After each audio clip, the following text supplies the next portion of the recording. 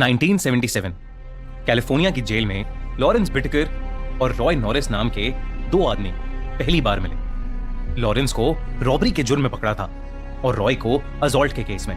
दोनों बहुत जल्दी दोस्त बन गए और दोस्त बनने के बाद उन्हें यह समझ आया कि वो दोनों एक ही तरीके से सोचने वाले लोग थे और एक ही तरह का इंटरेस्ट शेयर करते थे, और वो इंटरेस्ट था टीनेज लड़कियां। जैसे जैसे उनके दिन उस जेल में बीतते जा रहे थे, उनकी दोस्ती और गहरी होती जा रही थी। वो अब डिटेल में प्लान बनाने लगे थे कि वो कैसे लड़कियों को किडनैप करेंगे और फिर उन्हें टॉर्चर करेंगे। जब लॉरेंस के जेल से छूटने की डेट पास आ गई, तब उन दोनों ने डिसाइड किया कि दोनों जेल से निकलने के बाद अपने बनाए हुए प्लान्स को अंजाम देंगे। लॉरेंस जेल से रिहा हो गया और उसके रिहा होने के कुछ महीनों बाद रॉय भी जेल से छूट गया। रॉय जेल जाने से पहले एक इलेक्ट्रिशियन का काम कर रहा था और जेल से छूटने के बाद वो अपनी मॉम के साथ जाकर रहने लगा था और वापस इलेक्ट्रिशियन का काम करने लगा था। एक दिन अचानक से लॉरेंस एक वैन को लेकर रॉय के घर पहुंच गया और उसे याद दिलाने लगा कि उन्होंने जो प्लान्स जेल में बनाए थे वो अब एग्जीक्यूट करने का टाइम आ चुका है। ये प्लान्स क्या थे और उन दोनों ने मिलकर ऐसा कौन सा रोंगटे खड़े कर देने वाला क्राइम किया था, ये जानने से पहले थोड़ा दोनों की साइकोलॉजी समझते हैं। लॉरेंस के पैदा होते ही लॉरेंस की मॉम ने उसे अडॉप्शन के लिए एक ऑर्फनेज में दे दिया था। लॉरेंस बचपन से ही छोटे मोटे क्राइम्स करता रहता था और जब वो एक टीनेजर बना तब उसे एक कार चुराने के मामले में कैलिफोर्निया यूथ सेंटर भेज दिया गया। जब लॉरेंस 19 साल का हुआ तो उसे यूथ सेंटर से रिलीज किया गया। उसके बाद वो क्राइम की दुनिया में पूरी तरह डूब गया। असॉल्ट, चोरी, हेरा फेरी, यही सब करते हुए लॉरेंस अपनी जिंदगी जी रहा था। इसी दौरान वो कई बार जेल गया, मगर उसके क्राइम्स कभी रुके नहीं। जेल में उसे जो साइकियाट्रिस्ट असाइन हुआ था, उसने अपनी रिपोर्ट में यह बताया कि लॉरेंस बहुत ही ज्यादा मैनिपुलेटिव इंसान था, जिसके एक बहुत भयानक क्रिमिनल बनने का खतरा था। लॉरेंस को लंबी जेल तब हुई जब उसने एक सुपरमार्केट के एम्प्लॉय को चाकू से स्टैब कर दिया था और उस सुपरमार्केट में चोरी करने की कोशिश की थी। इसके बाद उसे कैलिफोर्निया मेंस कॉलोनी भेज दिया गया, जहां उसकी मुलाकात रॉय से हुई। रॉय के बचपन में भी उसके फैमिली मेंबर्स ने कभी उसे प्यार नहीं दिया। रॉय ने कभी चोरी चकारी नहीं की थी, लेकिन वो लड़कियों के साथ छेड़खानी करता रहता था। एक बार उसने एक लड़की का सर पत्थर से फोड़ डाला और रॉय को उसके लिए जेल हो गई। दोनों रॉय और लॉरेंस दिमागी रूप से डिस्टर्ब थे, जिसकी वजह से वो ये उल्टे सीधे क्राइम्स करते थे, लेकिन वो इतना बड़ा क्राइम करेंगे ये कभी किसी ने नहीं सोचा था। लॉरेंस वैन लेकर तैयार था ताकि दोनों मिलकर टीनेज लड़कियों का फायदा उठा सकें और उसके बाद उन्हें जान से मार सकें। उन दोनों ने अपनी उस वैन का नाम रखा था द मर्डर मैक। सब कुछ रेडी था, प्लान भी बिल्कुल तैयार था, मगर दोनों को पहले अपने प्लान को एक्सपेरिमेंट करके देखना था।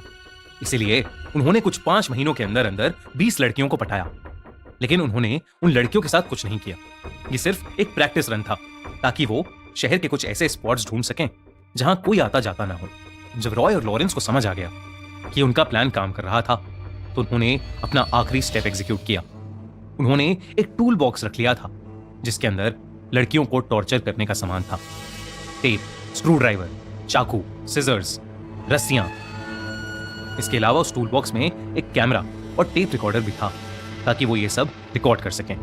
इसके बाद रॉय और लॉरेंस को रोक पाना नामुमकिन हो गया था। एक के बाद एक वो लड़कियों के साथ दोस्ती करते, उन्हें किसी भी बहाने से अपनी वैन मर्डर मैक में बिठाते और उनके साथ अपने टूल्स से बहुत बुरी तरह टॉर्चर करते।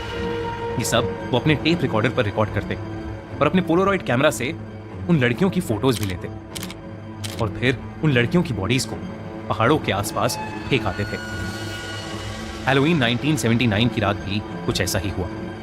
शर्ली नाम की 16 साल की लड़की वो उस शाम अपनी पार्ट टाइम जॉब खत्म करके अपने दोस्त की पार्टी में जा रही थी, लेकिन फिर उसका मन बदल गया और वो वापस अपने घर वॉक करके जाने लगी।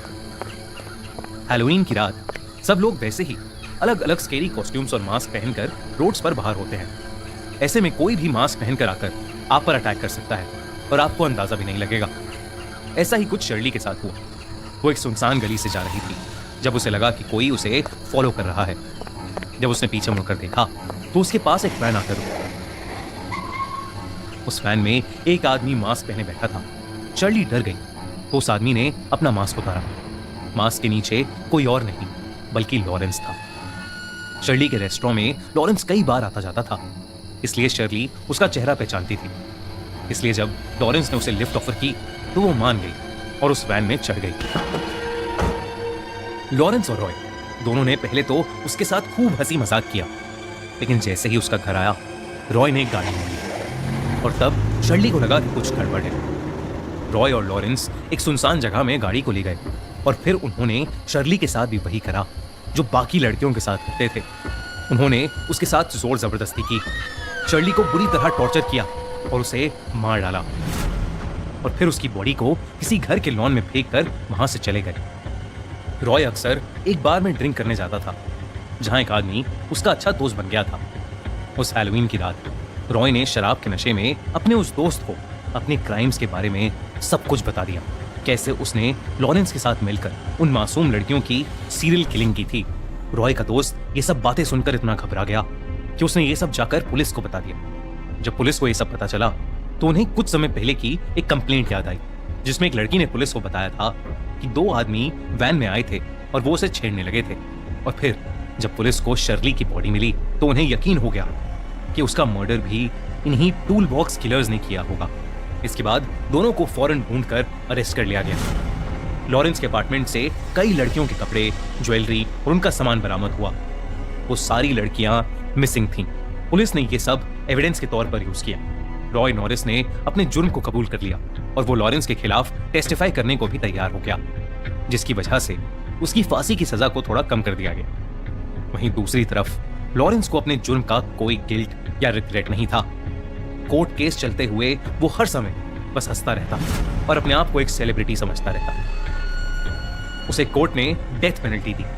जो इस केस का इन्वेस्टिगेटिंग ऑफिसर था उसने टेस्टिफाई किया था कि उसने आज तक लॉरेंस से ज्यादा ट्विस्टेड और घिनौना आदमी कभी नहीं देखा था। ये केस आज तक की हिस्ट्री में सबसे ज्यादा रुथलेस और दिल को हिला देने वाला केस साबित हुआ। Subscribe for more horror stories.